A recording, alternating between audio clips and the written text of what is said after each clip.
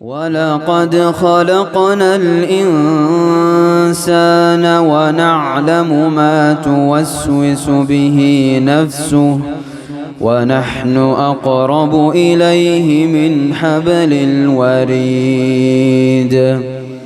إذ يتلقى المتلقيان عن اليمين وعن الشمال قعيد ما يلفظ من قول إلا لديه رقيب عتيد وجاءت سكرة الموت بالحق ذلك ما كنت منه تحيد